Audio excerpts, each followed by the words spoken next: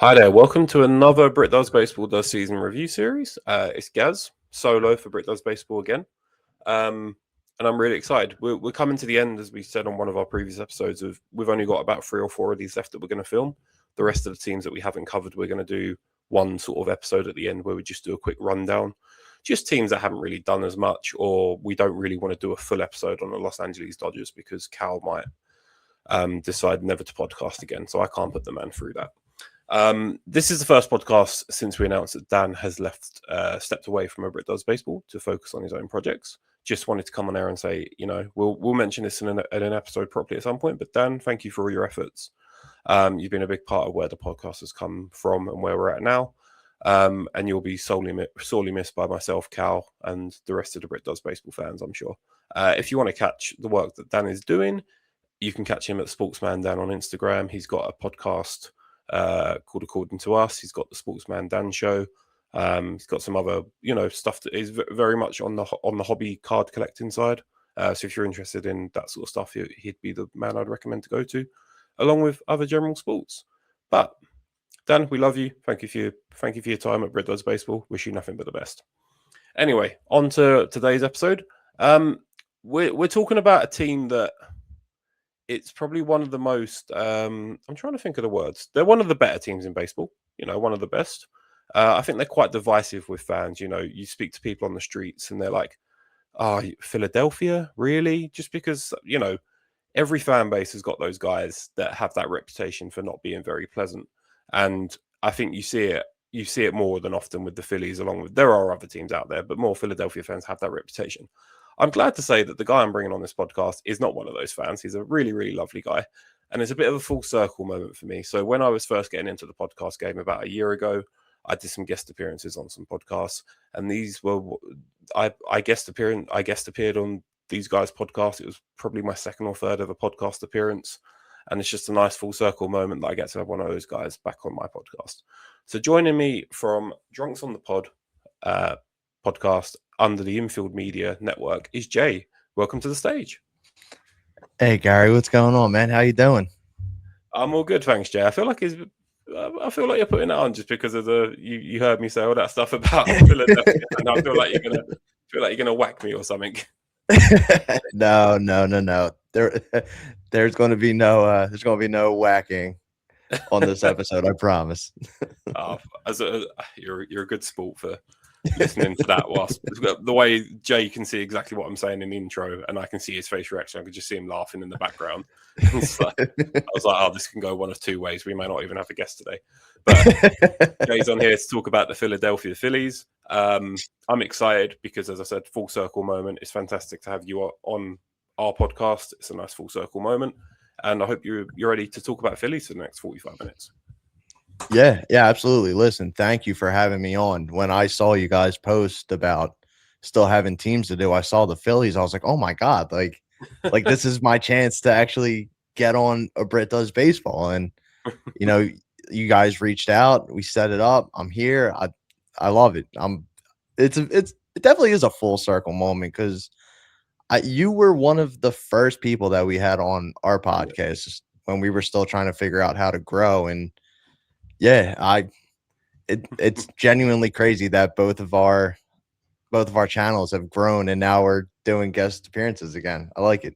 Yeah, it's nice, and I'd love to come back on yours, or maybe I might send you. Cal can come on appearance with you guys because I can't imagine he'd love to talk about Philadelphia sports. Loves it. He's actually a San Francisco fan, and he's going to hate me for it. But anyway, enough money. Before we get into the season review, as is tradition, we like to start with a couple of hot takes. We spoke before. Nando's has made an appearance in Philadelphia, but from the gauge I was getting, you're not as familiar with Nando's as probably the typical British person is, which is completely fine because you guys have much nicer food and a bigger variety of restaurants. So we use the Nando's Spice Scale to determine where you think our hot takes are. If you totally agree with the take, it's a mild. It's mild. Maybe you ramp it up to medium if you think there could be something there. If you think it's totally wrong, it's very hot. And if you think it's outrageous and shouldn't even be on the scale, Gary, why are you talking to me about this? You can go for Perry Tamer, which is actually it's like a barbecue sweet based. Okay. Nando's peri sauce. I should get an advertisement going with Nando's at this point because I am just ramping them up, and I would recommend peri tamer. But because it's not a traditional spice, it's our outrageous one. Jay, you ready for your hot takes? Gary, I'm as ready as I'm going to be. I think I've got one you're going to go very hot on, but I'll save that for the end. My first one is that the Phillies need to move on from Bryce Harper to stand any chance of winning a World Series. Oof. All right. We'll go mild. Okay. We'll go mild for that. And the reason why I would say mild is because there is a part of me that agrees that with Bryce Harper's recent string of injuries, with it seems to be more time on the IL, and when he comes back, he doesn't seem to be the same player. You look at it and you think, how many more years of a healthy Bryce Harper can we possibly get? And then there's the other part of me that's like, well, Bryce Harper is one of probably top 15 guys in all of baseball right now, and he seems like one of the guys who at any point can turn it back on. So like I said, there's definitely part of me that agrees, but then the other part of me is like, I think Bryce Harper can definitely turn it back up. Yeah, I think he's one thing he is very good for, like the player negotiations, the player side of it. I think, not many people like Rob Manfred. We love Rob Manfred. We would never badmouth him on any of our episodes. We think he's doing a fantastic job. Wink. I have to say wink just in case he's listening to this. But the fact that Bryce Harper, okay, you probably shouldn't be going up to your boss in the change rooms and grabbing him by the scruff of the neck, but he's there standing up for the players saying that we want a salary floor, which I think is great. And I think that's really, it's stand up of a guy that, again, has got a reputation for maybe not being one of the most liked players in baseball. You can tell he's got the backing of all the players, and that's really nice to see because we don't want to see owners take the piss. I think you're right. He, on his day, he's one of the, as you said, top 15 players in the league. He's obviously been doing it for a number of years. But I do think there are signs of him slowing down. And sometimes I think you take the circus away and, put a player in there. I'll say like a Pete Alonso, just for argument's sake, who I think has got better power. Would that be the difference maker between the Phillies maybe making it to the world, winning the World Series or not? Because you guys are going to be in the playoffs. You always are. You've just got a really, really good, solid team all around. And I don't know. I don't necessarily think Bryce Harper's the reason why you haven't, but I just picked Bryce Harper because I think he's probably your most, the player with the biggest reputation on that team at this point. Either him or JT Realmuto, but there's more of a circus with Bryce Harper. Yeah. There's definitely, it definitely seems like over the past couple of years, there's definitely been, as you said, more of a circus with Bryce Harper because, and it sounds crazy to bring into a conversation, but Bryce Harper has been on TikTok, like posting like food reviews and like drinks that he makes and like all this other stuff. And everyone's kind of like, dude, is this the same guy that went after Hunter Strickland on the mound? Like now he's making chocolate chip banana bread. Like what's happening? If he wants to share the recipe for that, I love banana bread. Any I mean, I can definitely look for it for you. And we can swap recipes after. Yeah, for sure. That's lovely. Okay, so that's your first hot take. The second one, I think you're going to go very hot, and it's because I want to see kind of from a Phillies fan where they stand on this. So we're talking about stadiums, and there are some beautiful ballparks out there. PNC, Oracle. Whenever I see a ballpark ranking, the Phillies never are really in the top 10. They're always kind of, I'd say, around that 10 to 20 mark, maybe more towards 20. And I don't know why. So this is the reason I phrased it like this, because I don't necessarily believe it. But the hot take is that the Citizens Bank Park is one of the worst ballparks in MLB. Oh, all right. Yeah. Yeah, you got me. Outrageous. For sure. Perry Tamer.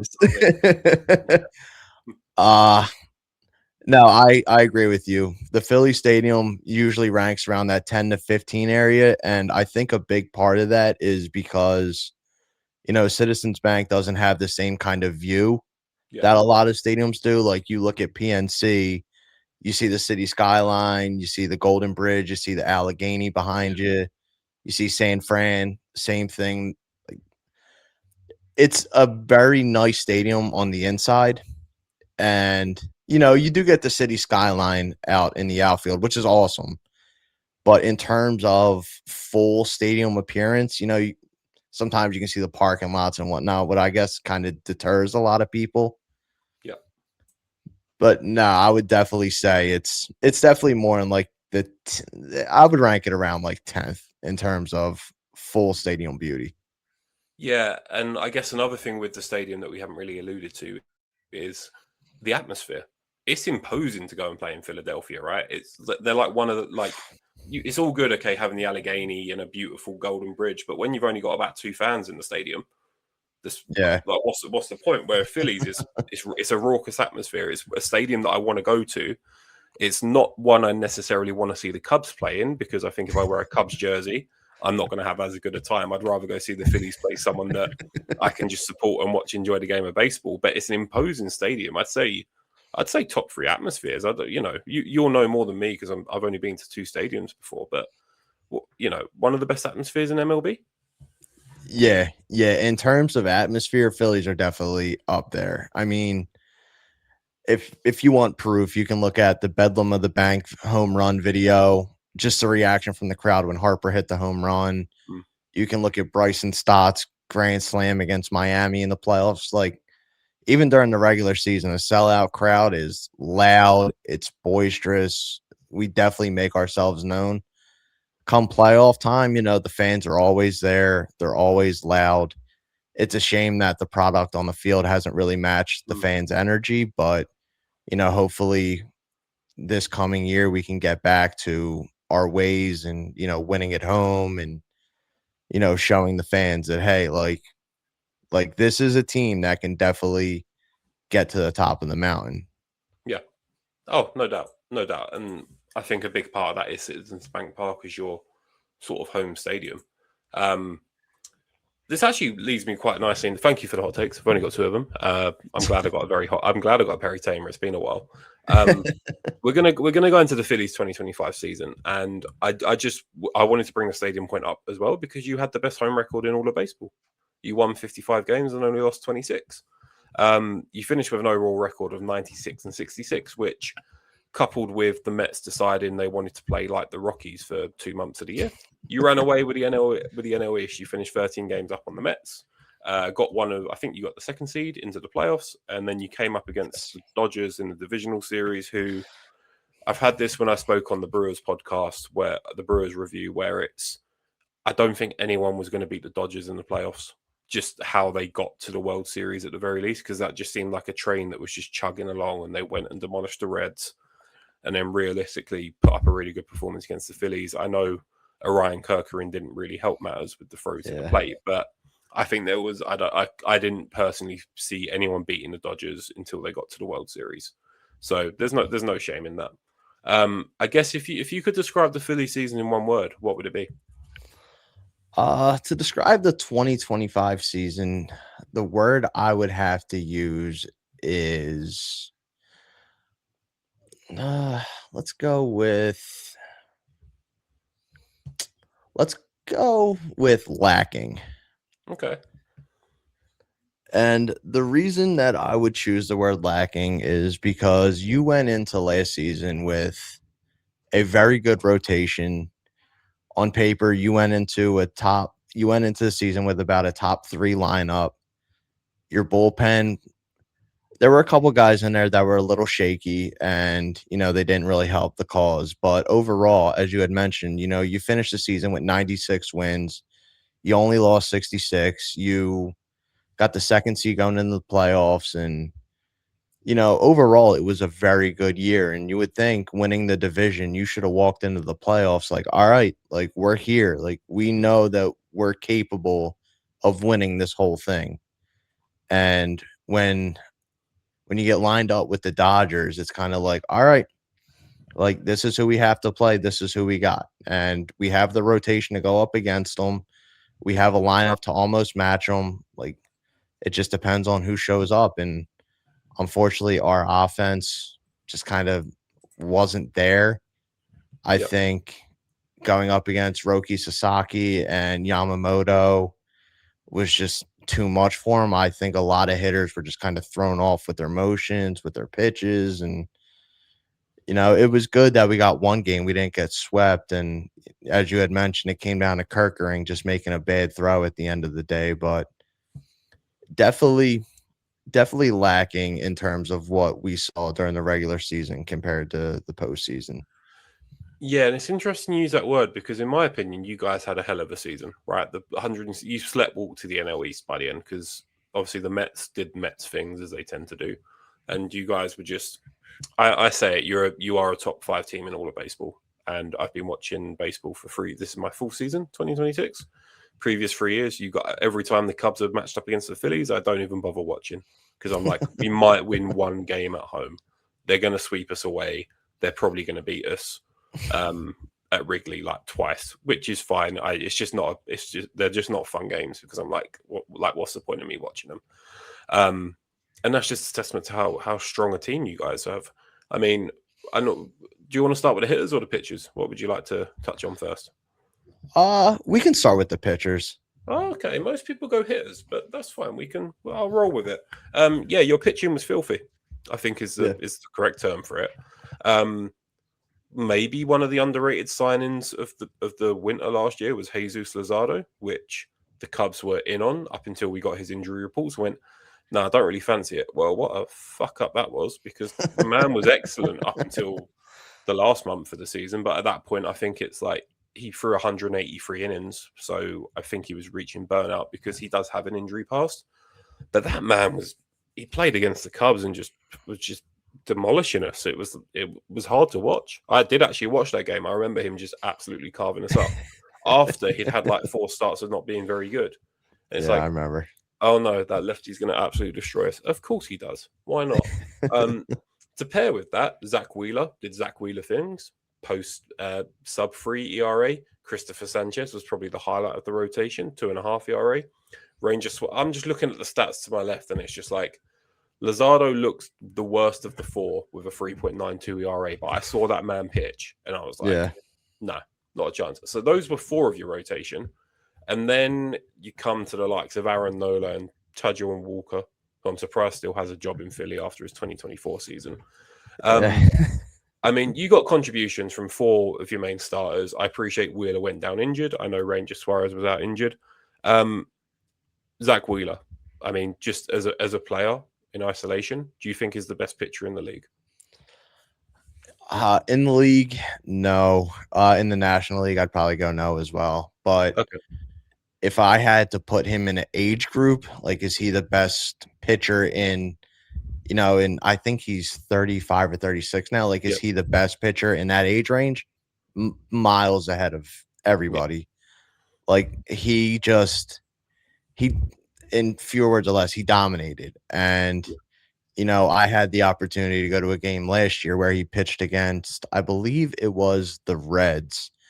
And he threw a 1-hitter, and the 1-hitter came from Austin Hayes, who hit a home run against us. And like, after he hit the home run, I was like, that stinks. Like, I think Wheeler's probably going to fall off now. No, he did not. He pitched a complete game and just buried the Reds. And, when you see performances like that from someone who has already talked about retiring after 2027, you're like, man, like, is Zach Wheeler going to go out as one of those pitchers that just goes out on top? Or are we going to look at Zach Wheeler as a, man, what if he would have came back for one more year? What if we would have had him again? But like, overall, back to your question, no, Zach Wheeler just you couldn't ask more from him last season. I think it's nice that he's going out on his terms, right? Because he's made the money and he's been up front with the Phillies fans. He'd be like, you've got me for 2 more years. Obviously, I don't. It wasn't Tommy John, was it? What injury has he currently got? Off the top of my head, I can't remember the injury, but I know that they pretty much said, like, nah, like, Wheeler's going to have to sit. Like, there's no way we can send him back out there with his age and where we're at. Yeah, and I think that's the right thing to do. And that's what makes me worried, because most of this rotation is coming back next year in some form or another. But we'll get onto that a little bit later. Just want to touch on, before we get to the bullpen, Aaron Nola. Normally, I always paired him and Wheeler together as Wheeler was the better of the two, but Nola would go out to a 3.5 ERA and they'd be the 1-2 punch. What happened this year? I really wish I could tell you, but it just seemed like he was missing a lot of his spots, and Nola isn't someone that relies on velocity to beat batters. He's more of location. And I mean, when I saw the stats, maybe at least a year ago or so, when you look at Aaron Nola's like fastest pitched ball, the first three in the category he pitched against his brother Austin Nola when Austin was on the Padres. So it's kind of like, all right, yeah, of course you want to show up your brother, but like and they were only like 95, 96 miles an hour. So for someone that throws not incredibly hard, you know, you're relying a lot on location, and when you're missing spots, it just gives the hitters such an advantage. And you know, after signing that contract to come back for, I think, 6 or 7 years, we were all like, all right, we know what Nola can do when he's on. So this is fine. And then he just had a whole season of being off. And immediately, I think everyone went like, oh, boy, like we're going to get stuck with this anchor. And we just let Ranger Suarez go to Boston. So this isn't good. Yeah, it's a tough one because obviously Nola had the track record. And both him and Ranger, you know, they don't throw the hardest. So it's probably a case of, okay, we'll keep one of them and we can let the other one walk because you had Mick Abel coming through. Your other top pitching prospect, is it Andrew Painter? I want to say off the top of my head. Correct. Yes, you got these guys coming through. We should be fine, but, you know, we'll wait and see. Just want to touch on the bullpen. You got the closer sorted eventually, but you started with bringing in Jordan Romano from the Blue Jays, and I'm looking at stats, 8.23 ERA in 49 games. Would you rather wish he just stayed in Canada? There were, I can name about 100 places I would rather Jordan Romano have been than our bullpen. You know, I think the nicest place I can send him is probably Disney World. Just the furthest he could get away from this team. That was definitely hard because after a while you see the 8 ERA and you could hear the voices from people screaming at their TVs, just going, why is he still on the team? And like overall, Jordan Romano was probably the worst pitcher in all of baseball last year. And it still boggles my mind how he did not get released at any point. I just like an ERA over 7, let's say, right? Even Aaron Nola's is a bit higher. Let's say any ERA over 7, you're like, okay, he probably only is either a position player or he probably pitched in like 2-3 games. It's really inflated. 49 games, Jordan, you had to endure Jordan Romano on the mound. 42 and a third in it, 42 and 2/3 innings. Like, I don't know how you guys did it. It took a lot of patience. I think we broke record sales in TVs with the amount of remotes that went through them. It was not good. You know, at the deadline, to be fair, though, I'm just looking at these names. Like Jose Alvarado started the year well and then decided he wanted to take a weight loss drug, so he took half the season off, which is famously not good for losing weight if you're sitting at home not doing anything. But you then went and signed Duran from the Twins, who, you know, is a good player, 16 saves and 19 opportunities, 2.18 ERA. So you have got, I think, you know, are you confident with this bullpen for next year? With the recent additions, I would say yes. I love having Alvarado back. I think when he's on, he is one of the best left-handed relievers in all of baseball. Tanner Banks came out last year and just shoved, which was awesome to see because, you know, he was another guy that came in with a lot of question marks. Having Orion Kerkering back this year, I'm very interested to see how he bounces back because, as we mentioned earlier, he obviously made that bad play at home to where we lost the Dodger series, and it seemed like he was very, very defeated by that. So I'm interested to see how he handles it mentally. I think he'll be fine, but I do think it's going to take him a couple appearances to really get himself settled back in. I think it's one of those where in the moment he thinks he cost the Phillies the series. I'd argue and say that I don't think you're winning that series. So No. yeah, he did effectively blow you the game and send the Dodgers to the NLCS. Thank you for that, by the way. But you can't, you know, he's a young pitcher. He's a second or third year. You can't just put the blame on him. And I think that's important. Orion, if you are listening to this for whatever reason, you've probably got lost somewhere. The Phillies fans still love you, I'm pretty sure, mate. Also, great name. Absolutely. Yeah, no, we still back Orion Kirkering 120%. Like, we understand that at the end of the day, the offense wasn't hitting. Yeah. As the starters go, the starters were doing very well against who they had to go up against. I have no complaints there, but you know, when you have to go up against an offense like the Dodgers with an offense like the Phillies, you have to hit. And if you're not hitting, you're not doing yourself any favors, and you're only putting your own team in worse position. Yeah. Speaking of the offense, moving on to the hitters now. One man who was fantastic, Kyle Schwarber, 56 home runs, 132 RBIs, 197 strikeouts. So it's very much it's either go into the moon or I'm going back to the dugout. By far and away the best hit, one of the best home run hitters in the game at the moment. And you guys went and fucking re-signed him. Like, okay, we'll touch on that. We'll touch on it now. Carl, is that the biggest off-season move, bringing back Kyle Schwarber? At this point in the offseason, yeah, I think so. And it's funny because there was a time where, I mean, it may have just been me, it may have been me and a bunch of other Phillies fans, but there was genuine concern that, like, we may not have the best bid for Kyle Schwarber at the end of the day. Like, we know that there were lots of links to Cincinnati because he's from there. And, you know, when the Phillies played the Reds at Great American Small Park, the mayor came out and they gave him a key to the city. And it's like, can we pause the game and talk about tampering real quick? How is this not a topic of conversation? and then obviously we re-signed him, and then it started coming out like, yeah, no, Schwarber was never going anywhere else. He was coming back to Philly. There was never a doubt about it. And I was like, really? Like, there were a lot of contracts on the table, and like, it was that certain. I thought he was going to Pittsburgh at one point.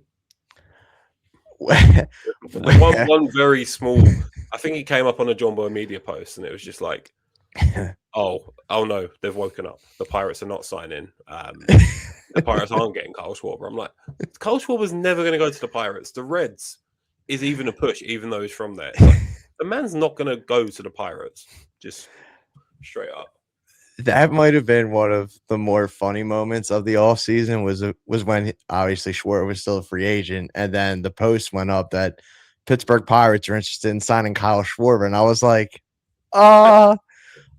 did Bob Nutting all of a sudden decide that he wants to build a winner? Like, well, what happened? I read that. I was like, yeah, all right. Scrolling. Anyway, Kyle Schwarber, fantastic player, beefy boy. We like beefy boys famously on this podcast. The offense, again, we spoke about him at the start, but Bryce Harper still mashed a bit last year, 27 home runs. Max Kepler was maybe a little bit of extra power there. I don't know. He did all right for you. He did, 18 home runs.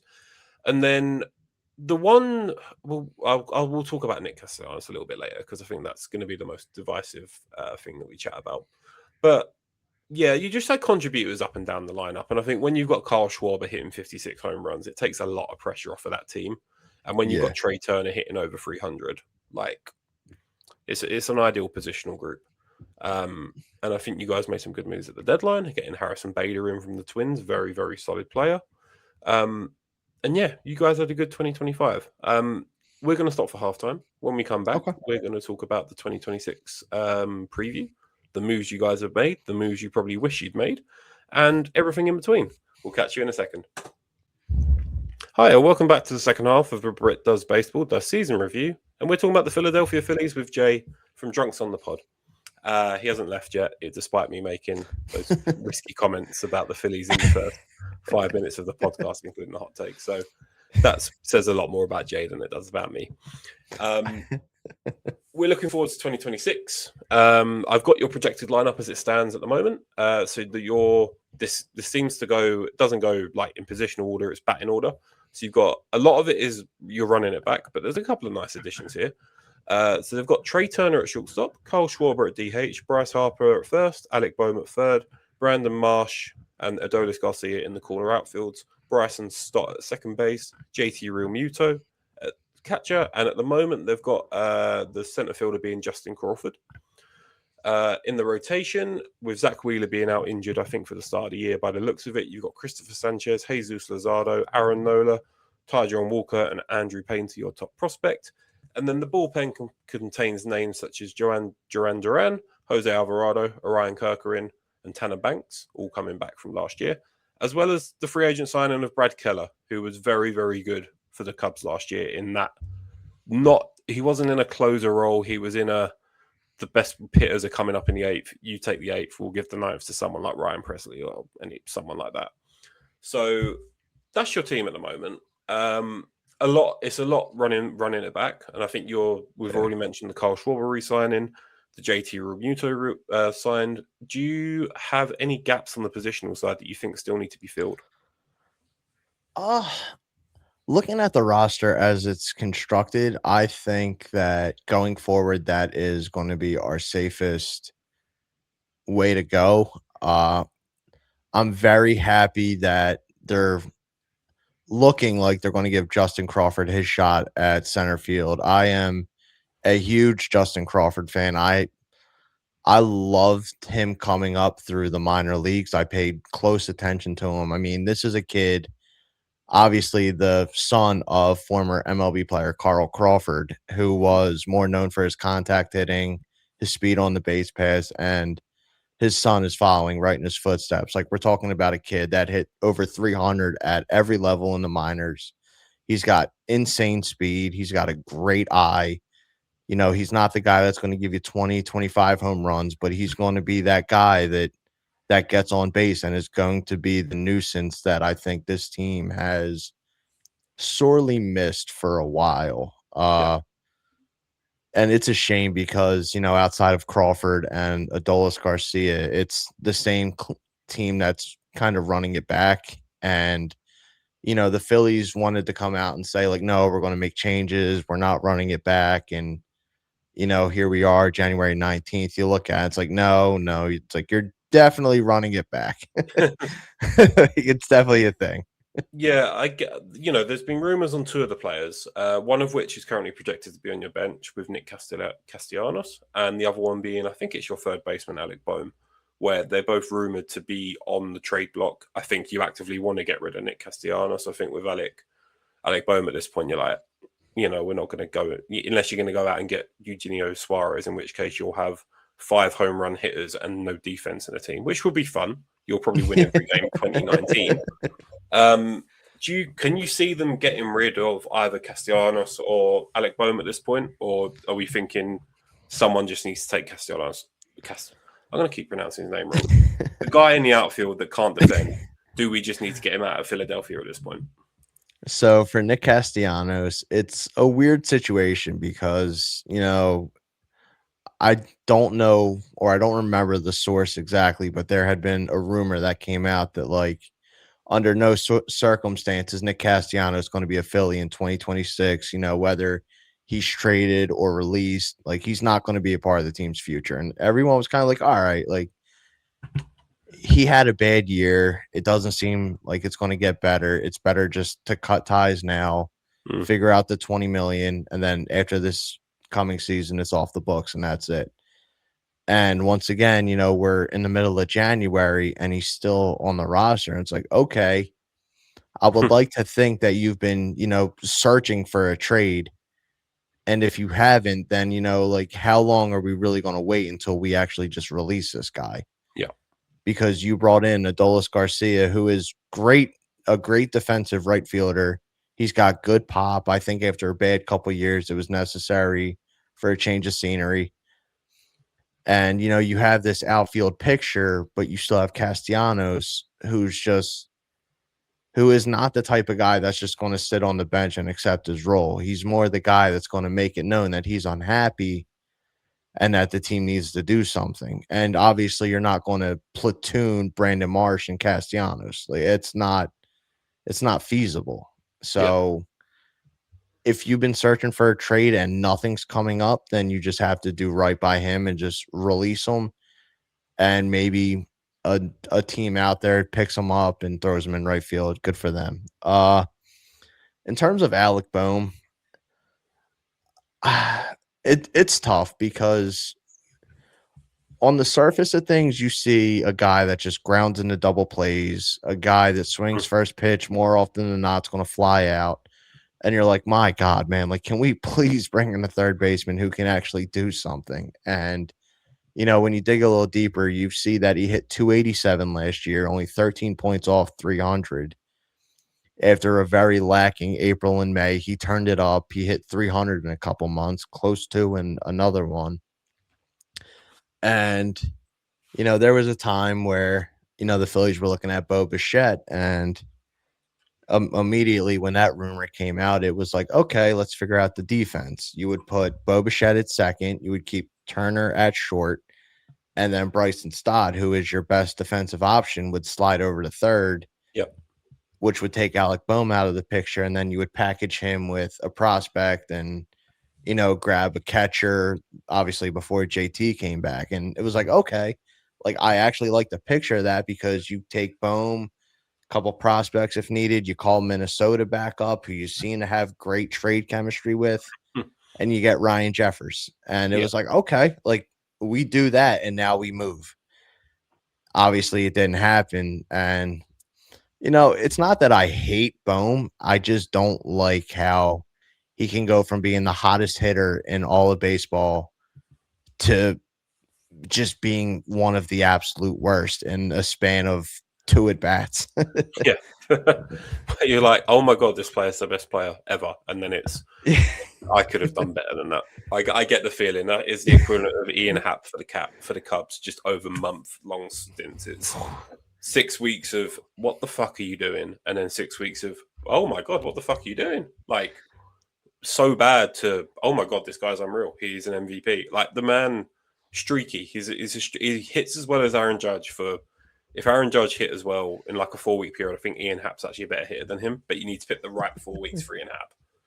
It's like around the 4th of July, Independence Day is when he's very good. And then other than that, it's just like a black void in your black hole in your lineup. It's genuinely funny you bring up Ian Happ because I feel like whenever Ian Happ plays the Phillies, he is just crushing the ball. And yeah. Like I feel the same way when the Cubs come to town. Like, Cubs are in town, you're like, oh shit! Like, please tell me Ian Happ's not playing this weekend. If in my dream lineup, Ian Happ is not in the Cubs, not in Chicago. Wow. Just what I had at the start of the year, but then obviously you go and trade away Owen Casey for Edward Cabrera. We're getting into the Cubs talk. We'll stop that. We'll talk about this after. You get me very heated about Ian Happ and his no trade clause. My apologies. Nah, it happens more often than you think. Moving on to the rotation, I think I'll touch on your bullpen quickly. I think your bullpen is looking quite good. Joan Duran 2.06 ERA, Alvarado 3.81. And probably 50 pounds less with the weight loss drug. Brad Keller, 2.07. Orion Kirkram, 3.3. Tanner Banks, 3.07. Jonathan Bowlen, 3.86. Those are your projected 6 of your 8 projected bullpen pieces. That's a very strong bullpen. And obviously, I know they can be finicky, but I think you've done pretty well there. You'll have a prospect come up and maybe a long man. Where I'm a little bit worried for you, and I don't know how long Zach Wheeler's on the shelf for. But without Zach Wheeler, your rotation does not look great. So you've got Sanchez running it back and Jesus Luzardo as your 1 and 2. And then your 3, 4, and 5 projected are Aaron Nola, Tajuan Walker, and Andrew Painter. Now, I assume that once Wheeler's back, Walker will probably go into the bullpen. But you guys didn't add anyone. And that is that your biggest frustration with the offseason? Yeah. Yeah, I would definitely say so. I find it very hard to believe that, as far as I know, they didn't offer Ranger Suarez a contract. I think that should have been a very real thing going into 2026. Like if you were offering Bo Bichette over $200 million, you for sure had the money to give Ranger Suarez a nice extension because as I mentioned earlier, with Zach Wheeler pretty much saying after this contract he's done, you're going to look at a rotation with Aaron Nola, Christopher Sanchez, hopefully Jesus Luzardo comes back. If he doesn't, then we're going to be in more trouble. Taijuan Walker, who pitched very well out of the bullpen last year, I will give him credit for that. He's past the point of being a starter, but he's definitely the guy that can give you one or two solid innings. Yeah. And then when hitters start figuring him out, pull him. Yeah. Andrew Painter is my big question mark because, he had Tommy John surgery. He's still young, which means that he can build back up, which is great. Unfortunately, in AAA last year, he had a lot of good starts. He had a lot of bad starts. Yeah. It's still very up and down for him. I was hoping that he was going to start in AAA this year because, I don't want to throw him into the fire of being like, hey, Suarez is gone and we need a number 4 because everyone's sliding up. Congratulations. You just earned yourself the number 4 starting job. And it's like, I don't think Andrew Painter's ready yet. I would like to see him get, maybe 2 or 3 starts in AAA, see how he does. If he's still struggling, then obviously, he still needs to work. But yeah, I'm not entirely happy they didn't bring anyone in. There's still a couple free agents that really catch my eye. One being Lucas Giolito, who was on Boston last year, who pitched pretty well. He did have a solid summer, and I think he could slide very well into your 4 spot if you needed him. And the other pitcher. Yeah, I'm just trying to think who else is still out there. I forgot about Lucas Giolito because he finished the year on the injured list, but from what I've heard, he's back ready for the start of the season. That would be a good one. Yeah, I mean, the other guy that catches my eye who pitched for Toronto last year and who pitched really well was Chris Bassett. Yeah. Chris Bassett, some could take his age into consideration, but, if we're taking age into consideration, then we need to look back at Zach Wheeler. Like, if Zach Wheeler can do what he's doing at the age he's at, there's absolutely no reason that Chris Bassett can't come in here and put up almost similar stats. If not, knock on wood, better. Yeah. What about someone like a Max Scherzer? I'm not going to say I don't normally put Scherzer and Justin Verlander in the same bucket, but for me, what Scherzer showed last year, especially in the playoffs, was he'll still rise to the big occasion. He may not be good against the Angels in the middle of August, but if you get to the playoffs and you need someone to take the ball in a game 3 or a game 4, you can absolutely give it to him, and he'll give you 4, 5 and a third good innings. Competitive innings. Would you like someone like him on the Phillies, or are we shooting for the moon with that one? I wouldn't mind someone like Scherzer, but obviously taking his age into consideration, the injuries of recent, he's not going to get paid like some of these younger guys. If he's understanding about where he's at, and it's like, Max, listen, like, we would love to have you. We think you could help on the back end of the rotation. Would you be willing to take, like a 1-year deal for, let's say, like $11 or $12 million? Yep. And if Max is in, then you easily have the best number 5 in all of baseball, which is fine with me because, look, there was a time where the 2009 Phillies had Pedro Martinez going out there, and it was like, you know what, dude, like, Pedro may not be his old self, but who's going to match up against Pedro Martinez going every 5th day?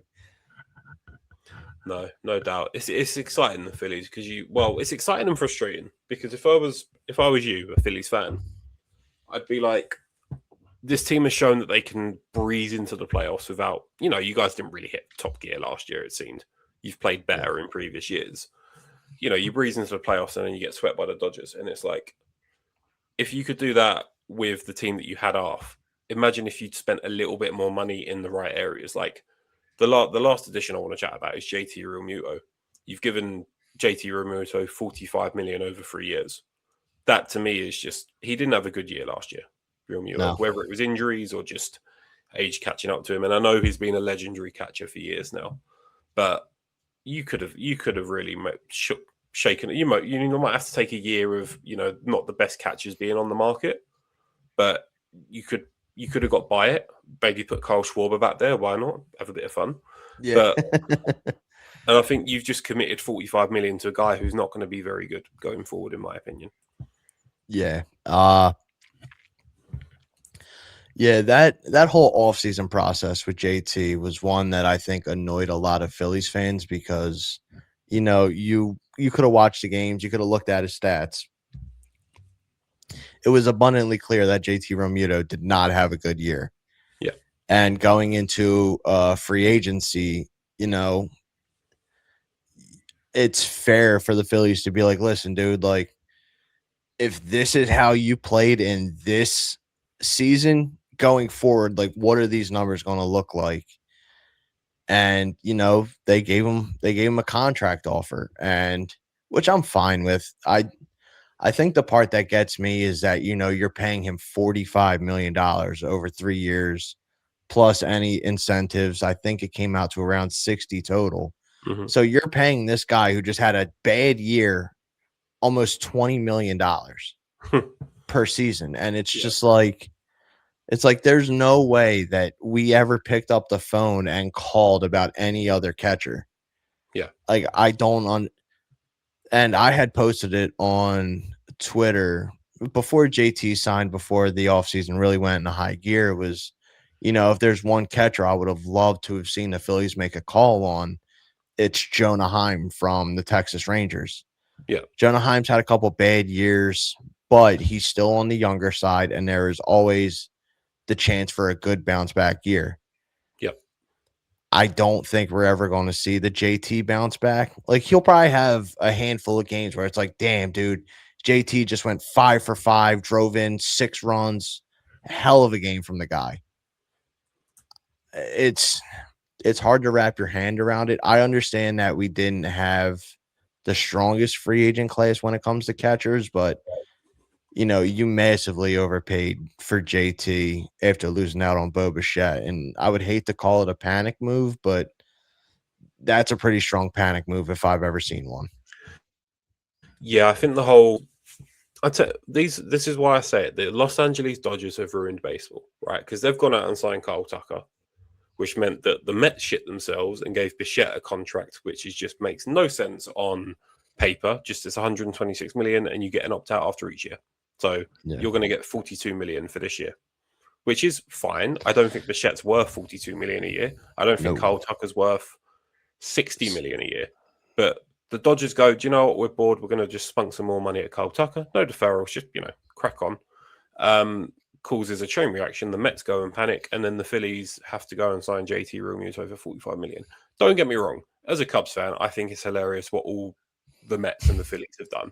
Okay, big fan of it. But I would be fuming if I was a Mets or a Phillies fan. More fuming if I was no, actually, I think I'd be more fuming if I'm a Phillies fan, because Jonah Heim's still available. He's still a free agent, and you could get him for the major league minimum. Like, 1 year, prove it. That's the part I think that really makes me laugh, is that, the Dodgers went out and they spent the farm to get Kyle Tucker in. And when you look at his baseball savant page, and you're like, dude, Kyle Tucker went on like a month and like a quarter drought where he didn't hit a home run, and Cubs fans were booing him because of how bad he was playing. Me included. Like, Kyle Tucker was very bad for parts of last year, and this man just got $60 million a year to play baseball for the Dodgers. And The panic move that confuses me the most is why the Mets went after Bo Bichette. Didn't need him.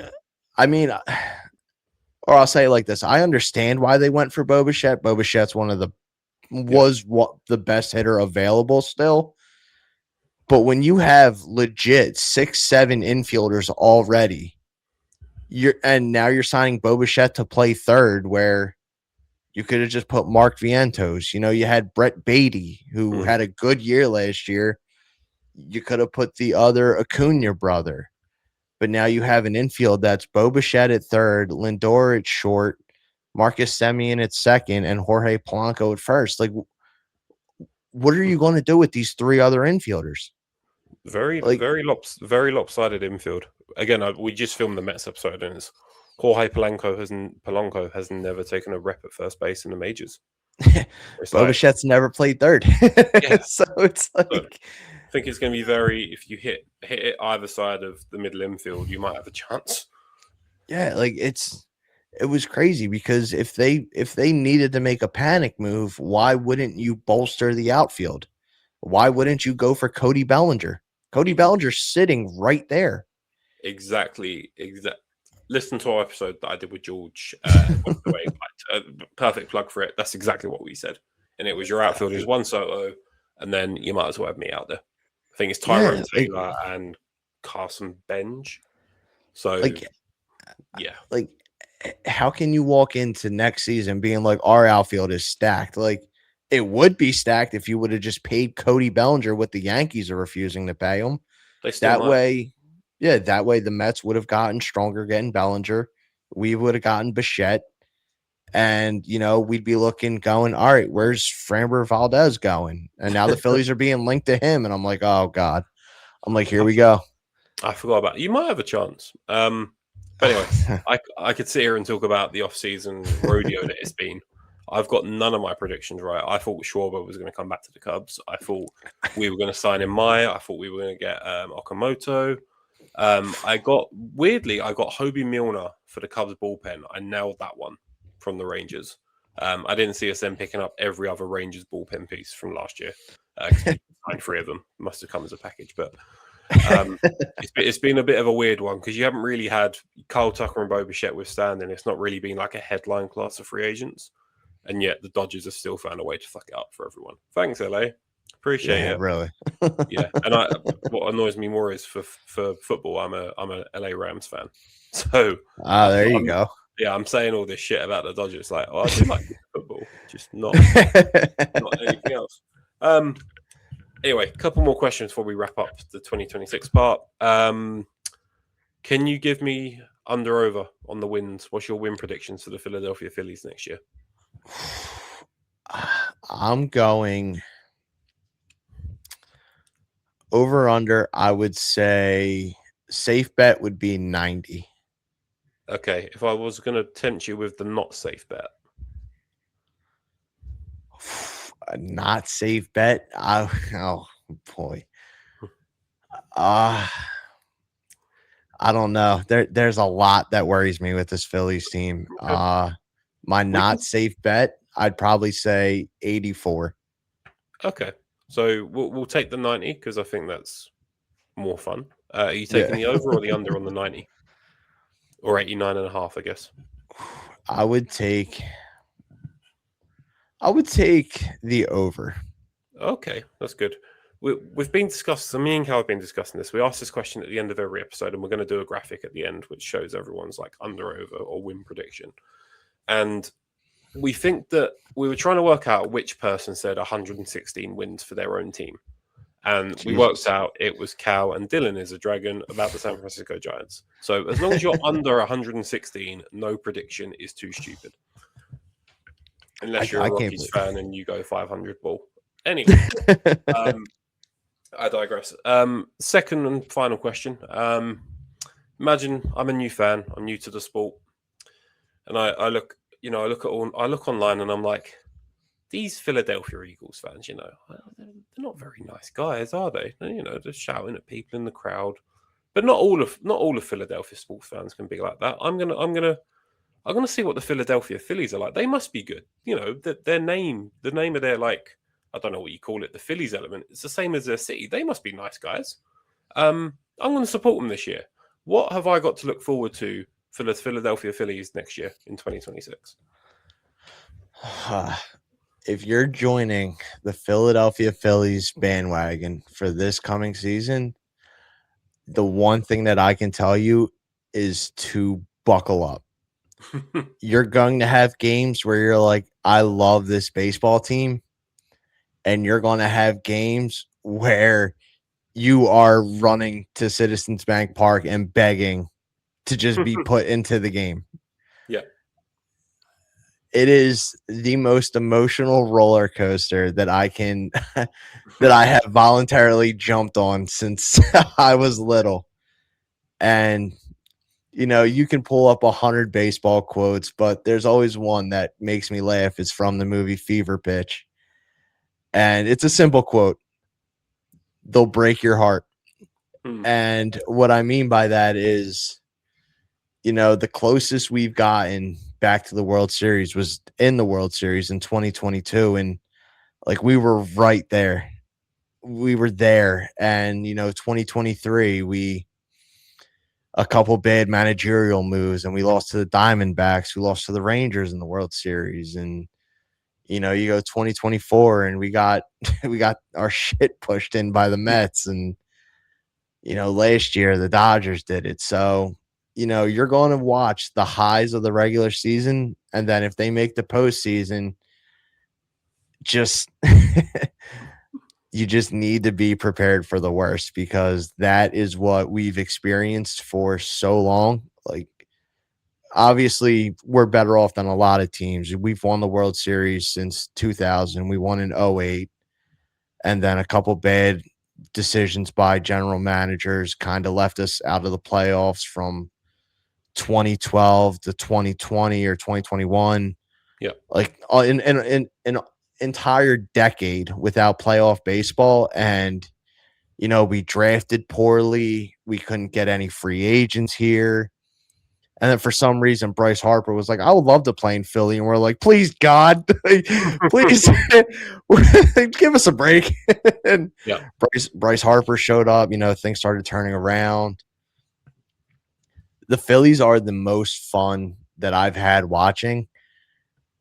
And they are the most upset I've been watching. Like, when I watch football and watching the Eagles, I'm like, it's a very tough game, but, there's always next week. Yeah. There's 162 baseball games. When the Phillies lose one, I'm like, I panic like that is the last game of the year. I'm like, how do you blow that game? Yeah. How? Any regular guy could save this game. And now we just lost one game. And now we got to do it again tomorrow and for the next 5 months. It's like, yeah, no. Phillies fandom is very strong, and this city is very, very hungry for a title. And, I think at the end of the day, we really just want Bryce Harper to get a chance to really get a ring on his finger and experience what it's like to win with Philadelphia, because when we win the big one, there's not a city like it that celebrates it. Yeah. And, I do, I've given a little shit about Philadelphia fans in general, but one thing I will say is you are probably the most passionate sports fans in America. I'll give you Toronto as well. You are the most passionate fans in baseball from what I've seen. So if they win, boy, oh boy, are you going to know about it the morning after. Jay, you've been fantastic. It's been a pleasure having you on. Before I say goodbye, though, and give you a chance to plug everything and anything that you want in the world, I can't let you leave without a start bench cut or two. So it's tradition, and I need to do it. I'm sorry. My hands are tied. I'm contractually obligated to give you 2 start bench cuts. All right. We have a baseball and a non-baseball one. For those of you listening at home, if you don't know what the game start bench cut is, I don't know what to say at this point. Yeah. As I said last time, Google it. Don't care. You should know it by now. You've listened to enough of these. We do it every episode. Baseball one and non-baseball one. We'll start with the baseball one because we like to remember a little bit of fun. So I've got 3 Phillies pitchers that I think are in slightly different eras, and I just need you to start one, bench one, and cut one. It's not going to be an easy one. So your first option is Kurt Schilling. absolute weapon of a pitcher for multiple teams, but especially for the Phillies. No doubt. Which I think's like, I want to let me know if I got these errors wrong. I've got Kurt Schilling as like 90s, early 2000s, like as a career. Yeah. Then going forward a little bit, I've got Cole Hamels, who I've got like late 2000s to mid 2010s. Again, I might be wrong. I vaguely remember that name. And right. then your current guy, Zach Wheeler, who's been doing it for the last, well, at least the last 3 years and probably well before then. So start one, bench one, cut one. I'm sorry if it's a tough one. No, I would. Oh, okay. So what I would do, I would start Kurt Schilling. Yep. Kurt Schilling was as dominant as a starter as you could ever imagine. And, you know, he was great for the Phillies. And obviously the Phillies had ownership problems when it was time to give him a contract. And he obviously walked. So I would start Schilling. I would, oh, man. Yeah, see, this is where it gets tough. Yep. I'd probably, I would bench Cole Hamels. Okay. What Cole Hamels did for that 2008 run was just guy gets a free pass in my book always. Yep. And then I would have to bench Zach Wheeler. That's it, and the fact that you have to cut Zach Wheeler from those 3 names tell you how good pitchers Cole Hamels and Kurt Schilling were. Yeah, and it's no disrespect to you, Zach. Again, if you're listening to this for whatever reason, maybe Orion's told you about it in the locker room. Follow us. Come on. Have an interview. Go on Drunks on the Pod. Actually, they'll love to have you on, and then come to us after. Yeah. I can't not have a Phillies player come on before not even mentioning Drunks on the Pod. So that was your baseball one, your non-baseball one. So we've gone for, this was one that Cal came up with, and we've gone for Philadelphia sports mascots because you guys have a couple of fun ones. Okay, but we've expanded it a little bit to just like Philadelphia mascots in general. So we say it's not baseball related, but the first one is the Philly Fanatic because we think it's a great mascot. The second one is the Philadelphia Flyers ice hockey team's mascot. That's Gritty. That guy has had more guest appearances on shows in the last 10 years than I can count. And then the third one, just for a little bit of fun, we've got Frank Reynolds from Always Sunny in Philadelphia. We love that show, and we think he's a great spokesperson for the city of Philadelphia. So the Philly Fanatic, Gritty, and Frank Reynolds from Always Sunny in Philadelphia. Start bench cut. Off you go. Oh man! All right. So obviously, gotta start Philly Fanatic. Philly Fanatic is a legend in every facet. I'll never disrespect the Philly Fanatic. My favorite mascot of all time. I respect that. Oh boy. All right. But Frank Reynolds and Gritty. Gritty's tough because Gritty just came around recently, and a lot of people made fun of him, including people from Philadelphia. But then when non-Philadelphians made fun of him, we were like, all right, hold on, back up. Like, this is our mascot. You can't talk shit about him. Like, piss off. Like, we can shit talk him all the time because he's here. You can't shit talk him. Was it like a piss off and then Gritty starts to speak? You as well, piss off, but you piss off over there. Yeah. But I mean, how can you beat Frank Reynolds? How can you beat the Trash Man? How can you beat Mr. Rumham himself? Love Gritty. Gritty's got to get cut. Frank Reynolds has to go on the bench. Always Sunny in Philadelphia, I think, was the show that really gave Philadelphia like the trash citizens of the world, because like whenever you see people and they're like, oh yeah, I see Philadelphia on Always Sunny in Philadelphia, like we have to stop and we're like, we're really not pieces of shit. Like, I swear to God.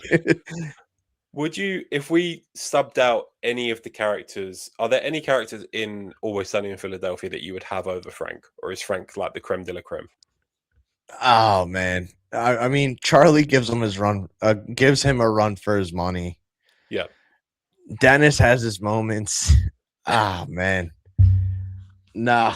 I really don't think anyone beats Frank. I agree. I agree with Charlie giving him right. If you were going to say Dennis, I'm like, I don't know. Dennis in later seasons just turns from it's just I know it's just a show, but it just turns a bit creepy for me towards the end of it.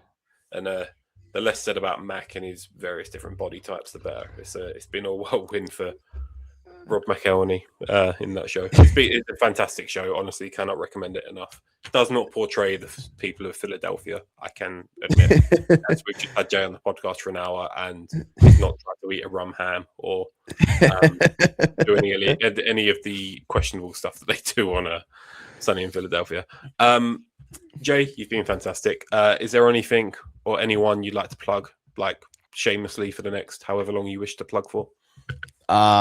Yeah, obviously, I would love to plug the Drunks on the Pond podcast. You know, it's me, my buddy Rich, who I've known for years, our buddy Damon, who has very close ties to professional baseball. You know, we talk all about the different teams. It's not just one team, even though me and Rich are diehard Phillies fans. We go all throughout baseball and, you know, we pick what's like the top headlines, what's going on with everything. So obviously, if you guys love ball talk, if you guys love silly, stupid humor, then definitely the place to go for that. I would love to plug my personal series Behind the Seams, which is on our YouTube, Infield Media, where I go and talk about former baseball players as far as the late 1800s. And, you know, like people know all about the Babe Ruths of the world. They know all about Lou Gehrig and Walter Johnson. But, you know, I deep dive into players that a lot of people just never heard of. And I like telling these stories because, you know, there's nowhere else that you're really going to find these stories unless you go looking for them. I love doing it. I have a couple episodes coming out soon. So I highly recommend checking them out if you love baseball history as much as, you know, I do. In terms of that, obviously you can follow Infield Media on Instagram, which is just Infield Media. We post clips of the podcast. You guys, if you guys aren't interested in watching an hour and 10-minute podcast, it's all good. You can go to the Instagram, check out the clips from the latest episodes. Usually put up like 2 or 3 per episode, and they're handpicked by our producer. And, you know, some of them are just pure gold. And I think this recent episode we did that just got uploaded tonight was probably one of the better episodes we've done. I can speak from experience. The guys are fantastic. As I said, I made an appearance really early on into like my podcasting career, and I don't know if you call it career if you don't get paid for it that much, but I've made some money. I've lost a lot more, but whatever. The guys are fantastic with me, and they honestly are a really good listen. And as Jay said, I've listened to a few of the behind the scenes, and it's nice to hear about players that aren't like, as I said, the Babe Ruths and the Lou Gehrigs of the world. Because there were more people than those two that played baseball before 1930, believe it or not. And you can find out a lot of them through Jay's series. Jay, you've been fantastic. Thank you so much for joining me. Of course. All the stuff to say is I've been Gaz, Jay's been Jay, and also fantastic. I'm up at the end. This has been a Brit Does Baseball Does Season Review. We've been talking about the Philadelphia Phillies. And yeah, enjoy this. Well, hope you enjoyed it. If not, then let us know in the comments. Bye.